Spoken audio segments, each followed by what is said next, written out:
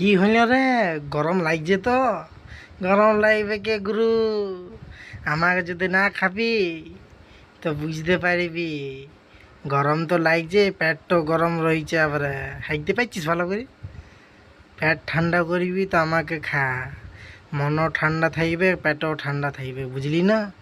আর যারা যারা ভাবি যে আমি অনেক তিত কুটিয়া, তো সেই জন্য আমি বলছি আমার পেছনটা ছুলিয়ে বোধহয় একটুকু কেটে এমনি ঘুষিয়ে নিবি, দেখ যেমন ঘষছি আমি। তবে আমার সব তিতাটা মুড়ি যাবে, তারপর তোরা আমাকে খাবি নাই। একদম নুন লঙ্কা দিয়ে মাখায় যা লাগবে না। হ্যাঁ, কি বুঝলি? খাবি এমনি যেমন আমি বললাম। আর কথাটা মনে রাখ, একদিনে হোক দুদিনে হোক কিন্তু খাবি একবার। দিনেও খাইতে পারিস, রাইতেও খাইতে পারিস আমাকে, ঠিক আছে? আমাকে খাবি তো শরীরটা গরমকালেও ঠান্ডা রাখবে।